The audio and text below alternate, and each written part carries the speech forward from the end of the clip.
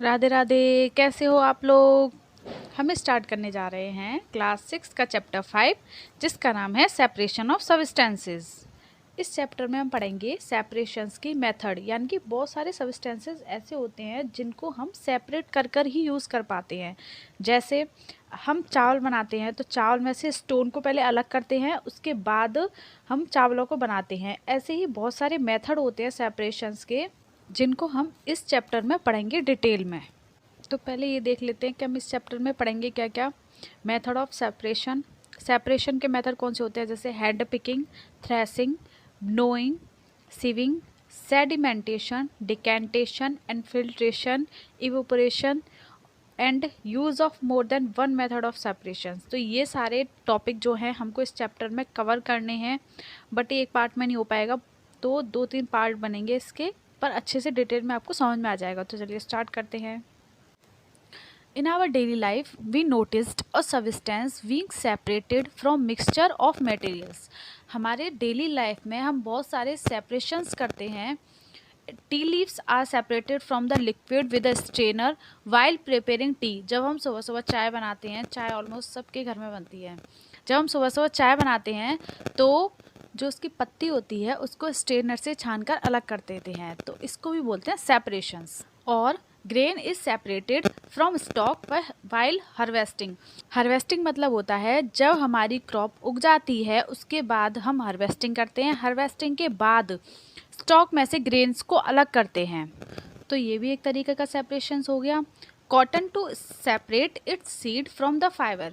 जब हम कॉटन को प्लांट से निकालते हैं तो उसके अंदर सीड्स होते हैं, तो सीड्स तो हमारे काम के नहीं होते, तो हम उसको कॉटन में से अलग कर देते हैं, उसका फिर हमें फाइबर मिल जाता है। तो इसको ये भी एक तरीके का सेपरेशन हो गया।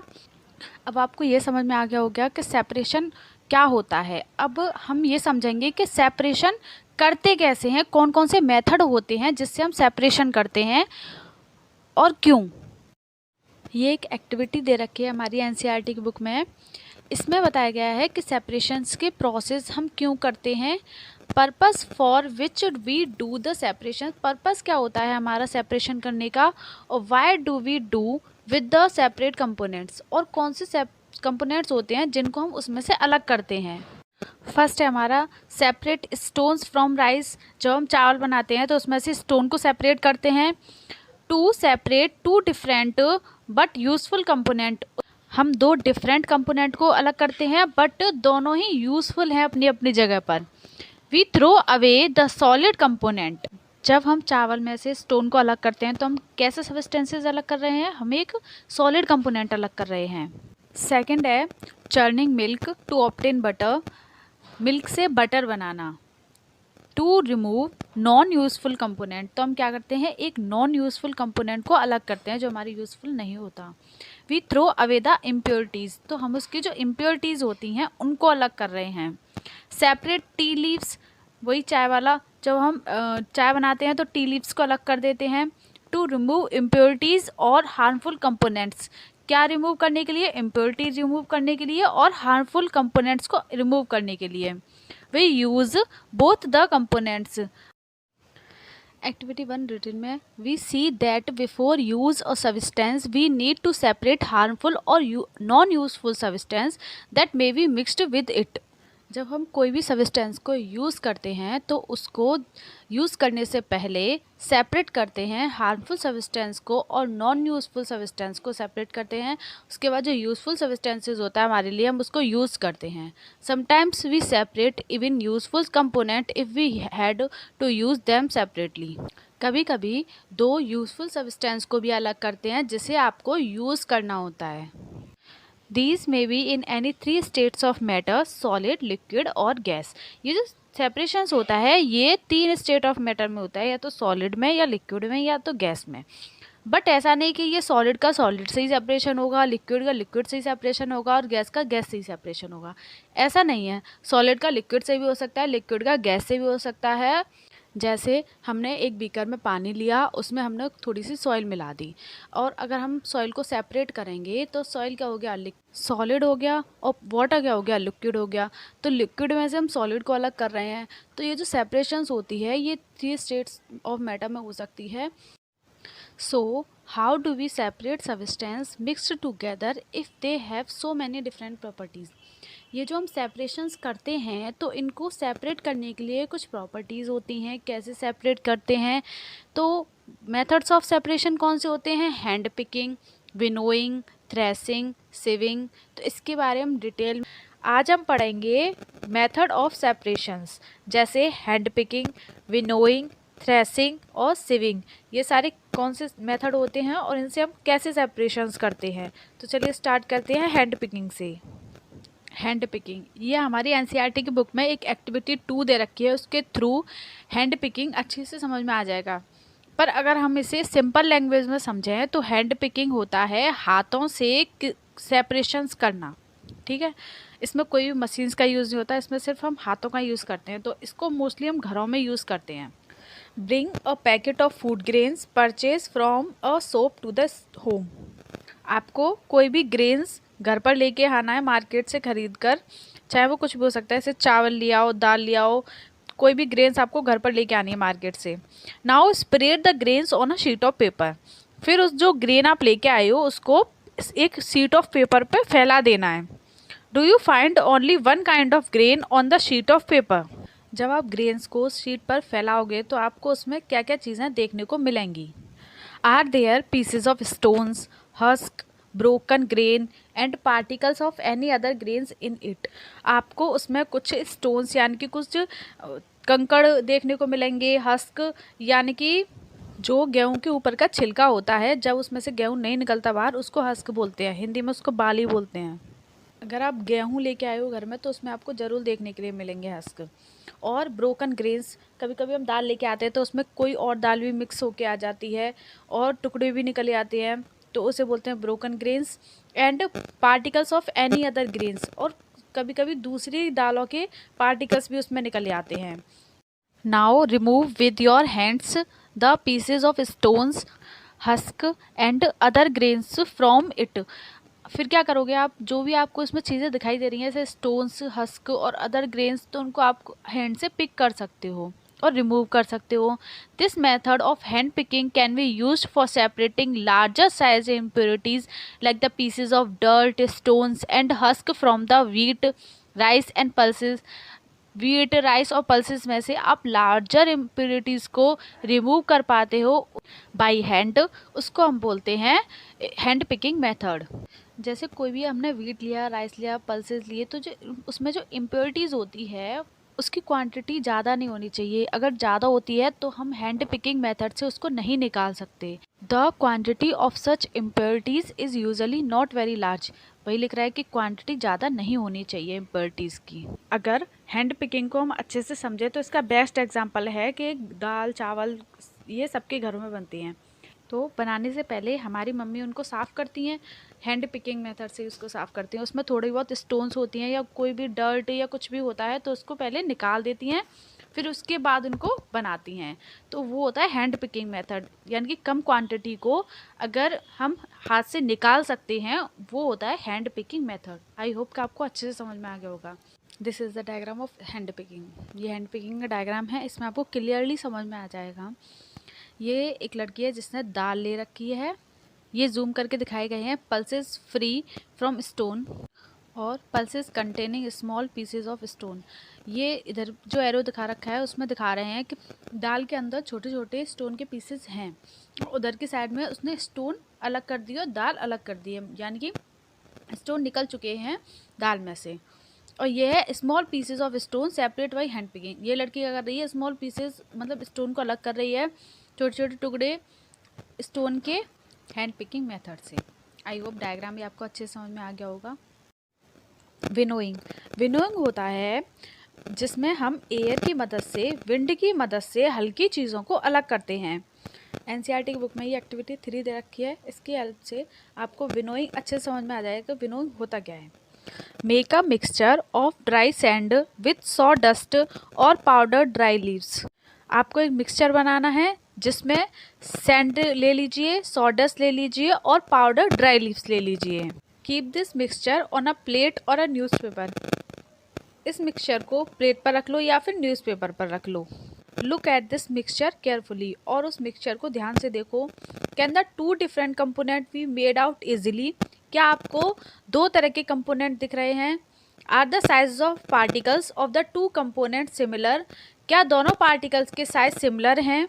हमें कई तरीके के कंपोनेंट दिखेंगे क्योंकि हमने उसमें ड्राई सैंड मिलाई है, सॉडस्ट मिलाई है और पाउडर ड्राई लीव्स मिलाया है, तो मतलब हमें अलग अलग कंपोनेंट दिखाई देंगे और उसके साइज़ भी अलग होंगे क्योंकि सैंड का साइज़ अलग होता है, सॉडस्ट का, पाउडर ड्राई लीव्स का साइज़ अलग होता है।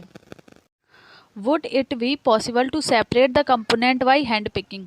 जो आपने कंपोनेंट का मिक्सचर बनाया है, क्या आप उसे हैंड पिकिंग से सेपरेट कर सकते हो उन कंपोनेंट्स को? तो नहीं कर सकते क्योंकि वो पाउडर फॉर्म में है। Now take your mixture to an open ground and stand on a raised platform. तो आपको क्या करना है, जो आपने मिक्सचर बनाया है उसको एक ओपन ग्राउंड में लेके जाना है और स्टैंड खड़े मतलब सीधे खड़े होके उस मिक्सचर को आपको हवा में नीचे की साइड में करना है। अभी आपको डायग्राम में देख के समझ में आ जाएगा कैसे करना है। होल्ड द प्लेट और the sheet of paper containing the mixture at your shoulder height. Tilt it slightly so that the mixture sided.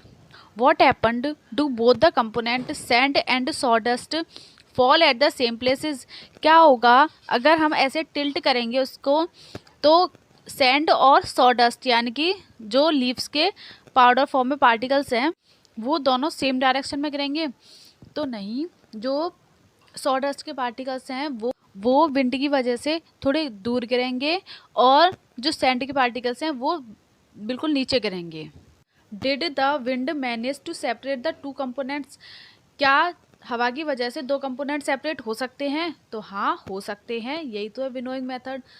This method of separating two components of a mixture is called winnowing. यानी कि दो components का separation by wind, उसे हम बोलते हैं winnowing. This method is commonly used by farmers to separate lighter husk particles from heavier seeds of grains.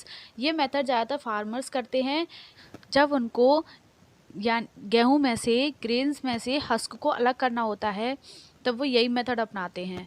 तो ज़्यादातर ये गेहूँ में ही होती है और फार्मर्स करते हैं। This is the diagram of winnowing. ये क्या कर रहे हैं, देखो ऐसे करके हमको खड़ा होना है, ऐसे टिंट करना होता है उसको, जिसमें भी आप उसको रख रहे हो सीड्स को, और हस्क जो है हवा की वजह से अलग होता जा रहा है, ग्रेन्स नीचे होते जा रहे हैं, सीड ऊपर हैं। तो ऐसे हम करते हैं विनोइंग मेथड। आई होप कि आपको विनोइंग अच्छे से समझ में आ गया होगा। थ्रेसिंग, ये मेथड जब करी जाती है जब हमको हस्क से गेहूं को अलग करना हो। हस्क का मतलब बाली से गेहूं को जब हम अलग करते हैं तब ये थ्रेसिंग मेथड करी जाती है। You must have been bundles of wheat stalls lying in field after harvesting the crop.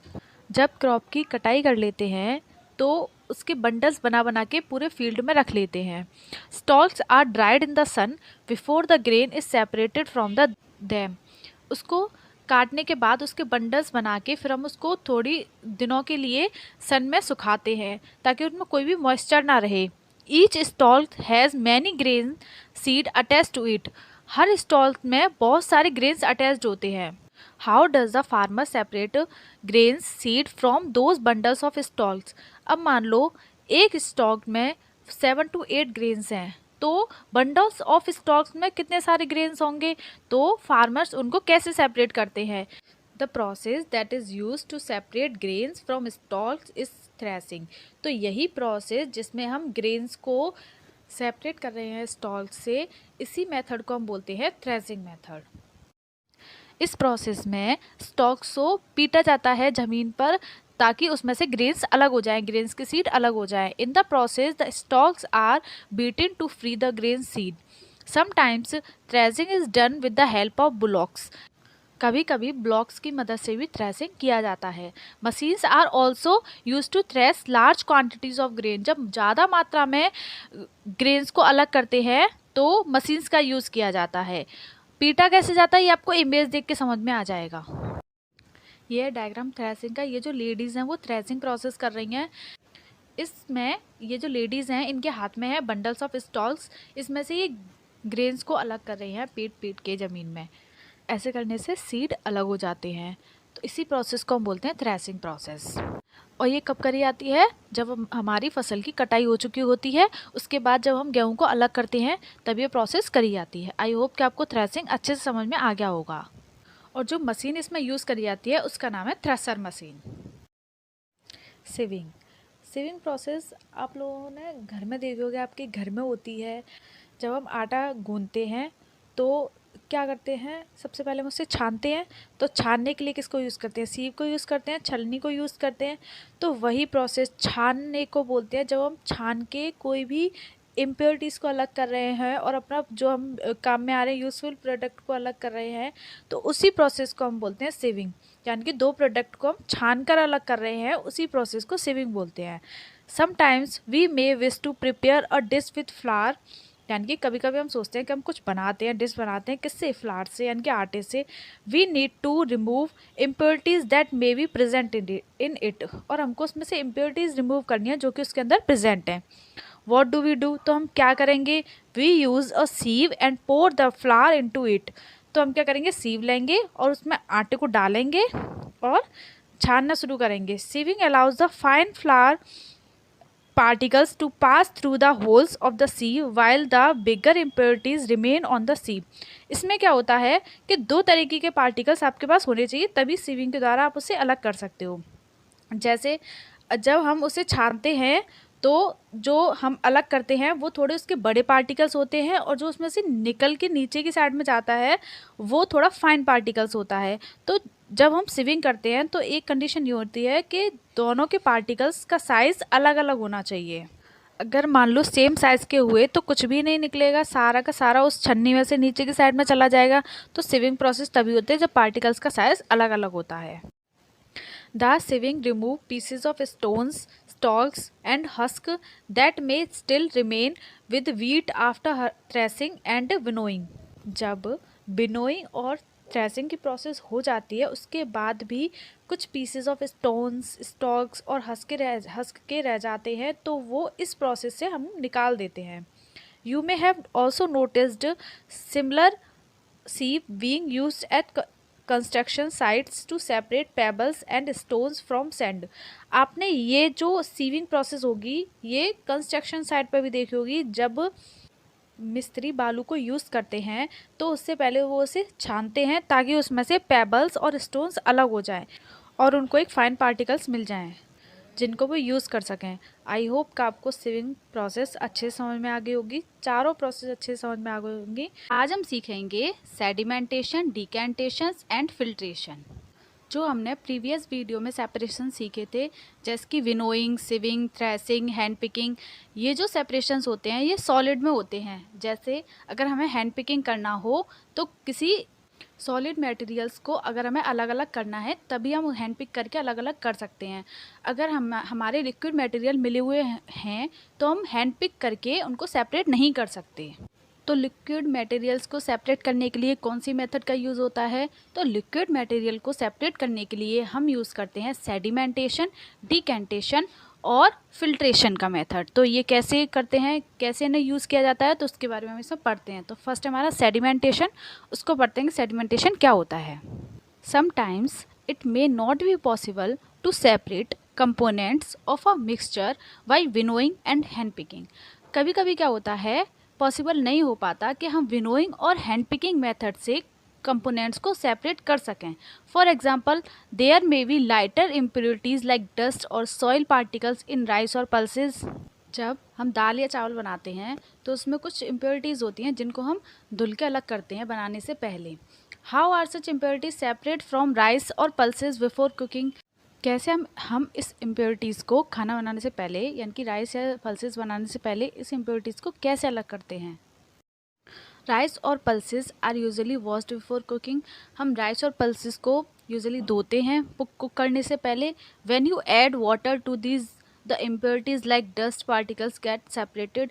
जब हम पानी डालते हैं तो इम्प्योरिटीज सेपरेट हो जाती हैं, डस्ट पार्टिकल सेपरेट हो जाते हैं पल्सेस और राइस में से। These impurities go into water, वो जो इम्प्योरिटीज़ हैं वो पानी में चली जाती हैं। When the heavier components in a mixture settled after water is added to it, the process is called sedimentation. जो हैवियर कंपोनेंट पानी के डालने के बाद नीचे सेटल हो जाए उस प्रोसेस को हम बोलते हैं सेडिमेंटेशन। जैसे सेडिमेंटेशन की प्रोसेस होती है जब आप किसी सॉलिड पार्टिकल्स में पानी को ऐड करते हैं और उस पानी के साथ जितनी भी इम्प्योरिटीज़ हैं वो घुल जाती हैं। तो आप कैसे निकालोगे? पानी को थोड़ा सा टिल्ट करोगे तो जितनी भी इम्प्योरिटीज़ है वो पानी के साथ नीचे निकल जाएंगी। सेडिमेंटेशन को आप घर पर भी देख सकते हो, जैसे कि कभी कभी क्या होता है पानी गंदा आता है घरों में, तो आप किसी भी बर्तन में उस पानी को भर के रख देना, तो जो गंदगी होगी वो नीचे जम जाएगी। तो उसी नीचे जमने वाले को बोलते हैं सेडिमेंटेशन, यानी कि जो पानी है उससे हैवी है, वो जो उसकी गंदगी है वो उससे हैवी है, इसलिए वो नीचे सेटल डाउन हो जाती है। इसी को हम बोलते हैं sedimentation. When the water along with the dust is removed, the process is called decantation। जिसमें आप पानी को सॉलिड से अलग करते हैं, उस प्रोसेस को कहते हैं हम डिकेंटेशन। जैसे कि अभी जो मैंने बताया था, जो गंदगी नीचे जम जाती है पानी की और ऊपर आ जाता है साफ़ साफ़ पानी, तो उस साफ़ पानी को हम अलग कर दें और गंदगी को जो नीचे जम गई है उसको अलग कर दें। इस प्रोसेस को ही हम कहते हैं decantation. Let us find a few mixture that can be separated through sedimentation and decantation। तो अब हम कुछ मिक्सचर को देखते हैं जिनको हम सेपरेट कर सकते हैं सेडिमेंटेशन से एंड डिकेंटेशन की मेथड से। For example, oil and water from their mixture can be separated by this process. हम ऑयल और वाटर को भी सेपरेट कर सकते हैं इस प्रोसेस से। If a mixture of such liquid is allowed to stand for sometimes, they form two separate layers. मान लो हमने एक ग्लास लिया, उसमें वाटर लिया, उसमें हमने तेल डाल दिया, तो क्या होगा? कुछ समय के बाद एक सेपरेट लेयर बन जाएगी ऑयल की। तो जो हैवियर पार्ट है वो ऊपर सेटल हो जाएगा ऑयल का, तो हम उसे टिल्ट डाउन करके यानी कि डिकेंटेशन करके उसको अलग कर सकते हैं ऑयल को वाटर से। ये एक डायग्राम है जिसमें आपको सेडिमेंटेशन और डिकेंटेशन अच्छे से समझ में आ जाएगा। सेडिमेंटेशन, इसमें क्या है, आपने एक बीकर लिया, उसमें वाटर लिया और कुछ सैंड ली और उसको घोल दिया। कुछ समय के लिए उस बीकर को हम ऐसे के ऐसे ही रख देंगे, हिलाएंगे डुलाएंगे नहीं, तो क्या होगा? सैंड नीचे सेटल डाउन हो जाएगी। यही प्रोसेस कहलाती है सेडिमेंटेशन। फिर हमने क्या किया, जब नीचे सॉइल सेटल डाउन हो गई तो हमने ऊपर के वाटर को दूसरे बीकर में अलग कर लिया, तो क्लीन वाटर हम पर अलग आ गया और गंदा पानी अलग निकल गया। तो इसे हम बोलते हैं डिकेंटेशन। ये ऑयल वाले का डायग्राम है, इसमें हमने एक बीकर लिया, वाटर लिया और कुछ ऑयल लिया। कुछ समय के बाद ऑयल के ऊपर लेयर जम जाएगी। फिर क्या करेंगे, हम दूसरे बीकर में ऑयल को अलग कर देंगे और वाटर को अलग कर देंगे। ये प्रोसेस कहलाएगी डिकेंटेशन। आई होप आपको सेडिमेंटेशन और डिकेंटेशन अच्छे से समझ में आ गया होगा। Let us again consider a mixture of a solid and liquid. आपको क्या करना है, सॉलिड और लिक्विड दोनों का मिक्सचर लेना है। फॉर एग्जांपल, हमने बनाई चाय, उसमें डाली टी लीव्स, तो चाय क्या हो गई? लिक्विड, और टी लीव्स क्या हो गई? सॉलिड। तो जब चाय बन जाती है तो हम उसको टी लीव्स को अलग करने के लिए सीप का यूज़ करते हैं। इसी प्रोसेस को हम बोलते हैं filtration. After preparing T, what do you do? Remove the tea leaves. जब चाय बन जाती है तो आप टी लीव्स को रिमूव करने के लिए क्या करते हो? Usually we use strainer to remove tea leaves. Usually हम स्ट्रेनर का यूज़ करते हैं टी लीव्स को रिमूव करने के लिए। Try decantation. अगर हम डिकेंटेशन का मेथड यूज़ करें, इट हेल्प्स अ लिटिल, ये थोड़ा कम काम करेगा। Now pour the tea through a strainer, तो इसलिए हम स्ट्रेनर का यूज़ करते हैं। अगर डिकेंटेशन के मेथड से अगर हम यूज़ करें, उसको थोड़ी देर के लिए सेटल डाउन कर दें, तो टी लीव्स अच्छे से नहीं बैठती हैं नीचे, वो थोड़ी ना थोड़ी चाय के अंदर तैरती रहती हैं, तो ये डिकेंटेशन का मेथड इतनी अच्छे से काम नहीं करेगा। Now pour the tea through a strainer, did all the tea leaves remains in the strainer, तो सारी जो टी लीव्स हैं वो स्ट्रेनर के थ्रू सेपरेट हो जाएंगी। This process is called filtration. इसी प्रोसेस को हम फिल्ट्रेशन कहते हैं। यह एक्टिविटी 5 जो आपके एनसीईआरटी की बुक में दे रखी है, ये सेडिमेंटेशन, डिकेंटेशन और फिल्ट्रेशन मेथड आपको इससे अच्छे से समझ में आ जाएगा। तो इसमें आपको क्या करना है, collect some muddy water from a pond और अ रिवर। आपको कुछ गंदा पानी कलेक्ट करना है, रिवर में से ले लो या फिर पॉन्ड में से ले लो। अगर आपके पास ये अवेलेबल नहीं हो पाए तो आपको क्या करना है, एक बीकर में पानी लेना है और उसमें कुछ सॉइल मिला देनी है। Let it stand for half an hour, और उसको कुछ आधे घंटे के लिए छोड़ देना है। Observe the water carefully and not your observation. उस वाटर को थोड़ा थोड़ा ऑब्जर्व करना है और अपनी ऑब्जर्वेशन को नोट डाउन करना है। Does some soil settled at the bottom of water. आपको जो सॉइल है वो नीचे सेटल डाउन दिखेगी पानी में। तो वो ऐसा क्यों होता है, क्योंकि जो हैवी ऑब्जेक्ट होते हैं वो नीचे सेटल डाउन हो जाते हैं। What will you call this process. तो आप इस प्रोसेस को क्या बोलेंगे, इस प्रोसेस को हम बोलेंगे sedimentation process. Now slightly tilt the glass without disturbing the water. फिर हम क्या करेंगे कि थोड़ा सा उसे ग्लास को टिल्ट करेंगे बिना उसको हिलाए हुए। Let the water from the top flow in the another glass. तो जो ऊपर साफ पानी है उसको हम दूसरे ग्लास में कर लेंगे। What will you call this process. तो इस प्रोसेस को आप क्या बोलेंगे, इस प्रोसेस को हम बोलेंगे decantation process. Is the water in the second glass still muddy और ब्राउन इन कलर। तो क्या आपको जो आपने दूसरे ग्लास में किया है वो क्या आपको अभी भी ब्राउनिश कलर में और मडी दिख रहा है। तो हाँ, कुछ पार्टिकल्स होते हैं सॉइल के, लाइटर पार्टिकल्स होते हैं जो कि सेडिमेंटेशन और डिकेंटेशन की प्रोसेस से सेपरेट नहीं हो पाते। तो हम क्या करेंगे उसके लिए, तो हम उसे करेंगे filter. Let us try filtering the water through a piece of cloth. तो हम क्या करेंगे, उसे हम फ़िल्टर करेंगे क्लॉथ के पीस से, क्योंकि जो क्लॉथ होता है उसके थ्रेड्स पास होते हैं, उनमें इतना गैप नहीं होता। सीप से करेंगे, सीप के थोड़े गैप जो होते हैं वो दूर होते हैं, तो उसमें से अच्छे से फ़िल्टर नहीं हो पाएगा, इसलिए हम क्लॉथ का यूज़ करेंगे। Also a filter paper also use for filtration. और हम फ़िल्टर पेपर का भी यूज़ कर सकते हैं, क्योंकि फ़िल्टर पेपर से भी अच्छे से साफ़ हो जाएगा ये वाटर।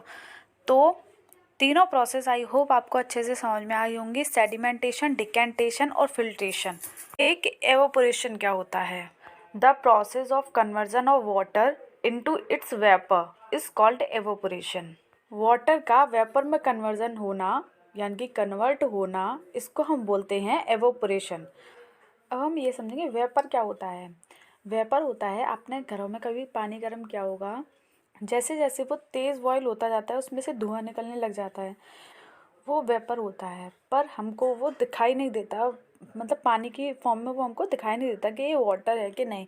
तो हम क्या करते हैं कि उसके ऊपर अगर हम प्लेट रख दें तो उसके ऊपर कुछ बूंदें जमा हो जाएंगी उस धुएं से, तो वही होता है हमारा वेपर। मतलब जो वाटर है वो इवेपोरेट हो रहा है वेपर की फॉर्म में, इसी को हम बोलते हैं evaporation process. The process of evaporation takes place continuously wherever water is present. जहाँ पर पानी प्रेजेंट रहता है हमेशा, जैसे कि हमारा रिवर है, पॉन्ड है, वहाँ पर पानी प्रेजेंट रहता है, तो वहाँ पर ये एवोपोरेशन की प्रोसेस कॉन्टिन्यूसली चलती रहती है।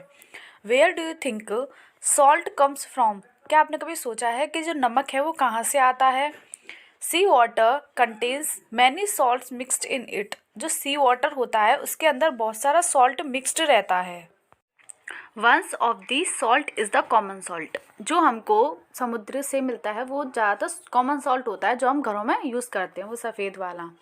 When sea water is allowed to stand in shallow pits, water gets heated by sunlight and slowly turns into water vapor through evaporation. जो समुद्र का पानी होता है वो ठहराव वाला नहीं होता, वो मतलब ऐसे वेव वाला होता है। तो जो वेव वाला वाटर होता है यानी कि जो हिलता डुलता रहता है, वो वाला पानी में एवोपोरेशन जल्दी नहीं होता। जो ठहराव वाला पानी होता है उसमें एवोपोरेशन जल्दी होता है। तो वो क्या करते हैं, जो सी वाटर होता है उसको लेते हैं और सैलो पिट्स बनाते हैं। जगह जगह पिट्स। मान लो अभी मैं इमेज दिखाऊंगी आपको, उसमें आपको समझ में आ जाएगा पिट्स कैसे। तो वो लोग पिट्स बनाते हैं, उसमें वाटर को स्टोर करते हैं, तो कुछ दिनों के बाद सनलाइट के द्वारा वो इवोपोरेट हो जाता है हीट होके, और हमारे पास क्या बच जाता है, सॉलिड फॉर्म में सॉल्ट बच जाता है। In a few days the water evaporate completely leaving behind the solid salt. हमारे पास क्या रह जाता है, सॉल्ट रह जाता है। Common salt is then obtained from this mixture of salts by further purification. फिर उसके बाद क्या होता है, सॉल्ट को प्यूरिफिकेशन के द्वारा प्यूरिफाई किया जाता है। इसके बाद हम उसको सॉल्ट को यूज़ करते हैं। तो इसमें हमने कौन सी मेथड का यूज़ करा, हमने इसमें यूज़ करा इवोपोरेशन मेथड का। ये है डायग्राम, इसमें ऐसे पिट्स बना देते हैं। तो इसमें हम सी वाटर को स्टोर करके रखते हैं, कुछ दिनों के बाद हमारे पास सॉल्ट मिल जाता है हमको। एक्टिविटी 7 ये हमारी एनसीईआरटी की बुक में दे रखी है। तो इसमें क्या करना है, take a mixture of sand and salt. आपको एक मिक्सचर लेना है सैंड का और सॉल्ट का। How will we separation these. तो आप इनको दोनों का अगर हमें सेपरेट करना हो, सॉल्ट को और सैंड को, तो आप कैसे सेपरेट करोगे। We already saw that hand picking would not be practical method for separation these. तो हैंड पिकिंग मेथड से तो हम इसको सेपरेट नहीं कर सकते। Keep this mixture in a beaker and add some water to it. तो हमें क्या करना है, इसके अंदर कुछ वाटर ऐड कर देना है। Leave the beaker aside for some times. और कुछ देर के लिए उसको एक साइड में रख देना है और छोड़ देना है। Do you see the sand settling down eight the bottom. आप देखोगे कुछ देर बाद कि जो सैंड है वो नीचे सेटल डाउन हो गई है। The sand can be separated by decantation and filtration method. तो आप उस सैंड को सेपरेट कर दोगे डिकेंटेशन और फिल्ट्रेशन की मेथड से। डिकेंटेशन और फिल्ट्रेशन प्रीवियस वीडियो में अच्छे से पढ़ चुके हैं। What does the decanted liquid contain. तो जो आपने डिकेंटेशन की प्रोसेस करके उस लिक्विड को अलग किया है, यानी कि सेपरेट किया है, तो उसको हम डिकेंटेड लिक्विड बोलते हैं। तो उस डिकेंटेड लिक्विड में आपको क्या मिलेगा। Now we need to separate salt and water from the decanted liquid. तो डिकेंटेड लिक्विड में हमको मिलेगा सॉल्ट, क्योंकि हमने डिकेंटेशन और फिल्ट्रेशन की मेथड से सॉइल को अलग कर दिया था, यानी कि सैंड को अलग कर दिया था। तो हमारे पास डिकेंटेड लिक्विड में घुला हुआ सॉल्ट रह जाएगा। Now we need to separate salt and water from the decanted liquid।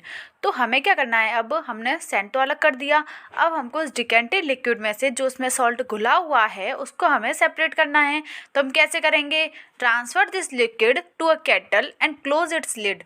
तो हमने क्या करना है, उसको जो हमारे पास डिकेंटेड लिक्विड है उसको एक केटल में ट्रांसफ़र करना है, उसका ढक्कन बंद करके heat the kettle for some times. और उस केटल को हीट करना है कुछ समय के लिए। Do you notice steam coming out from the spout of the kettle. आप कुछ समय के बाद नोटिस करोगे कि उस केटल में से स्टीम निकलना शुरू हो गई है। Take a metal plant just above the spout of the kettle. तो आपको करना है, एक मेटल की प्लेट लेनी है और उस केटल के जस्ट ऊपर जहाँ पर से स्टीम निकल रही है उसके ऊपर लगाना है। Let all the kettle water in the kettle boil of. When the steam comes in contact with the metal plate cooled with ice, it condenses and form liquid water. The water drops that you observe falling from the plate, where do you condensations of steam। देखो starting से समझते हैं इसमें हो क्या रहा है। एक केटल लेनी है आपको, उसमें डिकेंटेड वाटर लेना है और उसको बॉईल करना है, और जिस जगह से स्टीम निकल रही है उस जगह पे आपको मेटल प्लेट रखनी है, और मेटल प्लेट के ऊपर आपको कुछ आइस क्यूब्स रखने हैं। जहाँ पर आपने वो स्टीम निकल रही है वहाँ पर अगर आप मेटल प्लेट को लगाओगे आइस क्यूब रख के, तो आप देखोगे कि जो पानी इवोपोरेट होकर जा रहा है वही पानी वापस से पानी बनकर ही नीचे आ रहा है। ठीक है, आप उसे दूसरे बीकर में कलेक्ट भी कर सकते हो। मैं आपको अभी इमेज दिखाऊंगी तो आपको अच्छे समझ में आ जाएगा। ये डायग्राम, मान लो इस बाउल की जगह पे आपके पास केटल है, ठीक है, उसमें वाटर गर्म कर रहे हो, तो ये वेपराइजेशन होकर ऊपर जा रहा है पानी। तो आपने प्लेट लगा रखी है, इस पर आइस क्यूब्स रखी हुई हैं, तो वही वापस पानी के फॉर्म में आ रहा है, ये जो नीचे गिरा हुआ है। इस प्रोसेस को हम बोलते हैं कंडेंसेशंस। ठीक है, यानी वेपर्स का दोबारा से वाटर में कन्वर्ट होना, इसको हम बोलते हैं कंडेंसेशंस। The process of conservation of water vapor into its liquid form is called condensation। ये वही डेफिनेशन है कंडेंसेशन की, कि वाटर वेपर को दोबारा लिक्विड फॉर्म में कन्वर्ट करना, उसे हम बोलते हैं condensation. After all the water has evaporate what is left behind in the kettle. जब सारा पानी एवोपरेट हो जाता है तो उसके बाद केटल में हमको क्या मिलता है, क्या रह जाता है उसके अंदर रह जाता है salt. We have thus separated salt and water using process of decantation, filtration, evaporation and condensation. ये जो हमने पूरी प्रोसेस करी तो इसमें हमने कौन कौन से प्रोसेस का यूज़ किया? इसमें हमने यूज़ किया decantation, filtration, evaporation and condensation method का। क्योंकि जब हमने सॉइल को सेपरेट किया था यानी कि सैंड को सेपरेट किया था तो हमने डिकेंटेशन और फिल्ट्रेशन मेथड का यूज़ किया था, और जब हमने सॉल्ट को अलग किया तो हमने इवोपरेशन और कंडेंसेशन मेथड का यूज़ किया था। आई होप कि आपको इवोपरेशन और कंडेंसेशन मेथड अच्छे समझ में आ गई होगी। एक्टिविटी 8, इसमें हम ये सीखेंगे कि अगर हम किसी भी सब्सटेंस को ज़्यादा मात्रा में घोलने की कोशिश कर रहे हैं तो वो कम्प्लीटली घुलता रहता है या फिर नहीं घुलता है। You will need a beaker और a small pan, a spoon, salt and water. आपको एक बीकर लेना है या फिर कोई भी पैन ले लो, उसमें वाटर लेना है और 1 स्पून सॉल्ट उसमें डालना है। Pour half a cup of water in the beaker. Add 1 teaspoonful of salt and stir it well until the salt dissolve completely. आपको क्या करना है, एक बीकर लेना है और उसमें वाटर लेना है और उसमें 1 टीस्पून आपको सॉल्ट डालनी है, उसको स्टर करना है यानी कि चलाना है और डिज़ोल्व करना है उसे completely. Again, add a teaspoonful of salt and stir well. Go on adding salt 1 teaspoonful at a time and stir. आपको करना अगेन एंड अगेन 1 टीस्पूनफुल सॉल्ट उसमें डालनी है और स्टर करना है अच्छे से, दोबारा मतलब वापस आपको यही करते जाना है। After adding a few spoons of salt do you find that some salt remains undissolved and settles the bottom of the beaker. जब आप उसमें घोलते जाओगे एक पॉइंट ऐसा आएगा कि उसमें घुलना बंद हो जाएगा और नमक नीचे की साइड में सेटल डाउन होने लग जाएगा। The solution is now set to be saturated solution. उस सॉल्यूशन को हम बोलते हैं सैचुरेटेड सॉल्यूशन। मीन्स किसी भी कंपाउंड को हम उस सॉल्यूशन में घोल रहे हैं, उसकी मात्रा उसमें इनफ हो गई है, उससे ज़्यादा उसमें नहीं घुल सकता, तो उस सॉल्यूशन को हम बोलते हैं सैचुरेटेड सॉल्यूशन। जब किसी पानी में हम किसी और चीज़ को ना घोल सकें उसको हम बोलते हैं सैचुरेटेड सॉल्यूशन। ये हिंदी में उसकी डेफिनेशन हो गई। अब हमारा चैप्टर ये आज यहीं ख़त्म होता है। नेक्स्ट चैप्टर हम करेंगे changes around us, 6th class का 6th चैप्टर। आई होप कि आपको ये वीडियो अच्छी लगी हो, पूरा चैप्टर अच्छे समझ में आया हो। Thank you.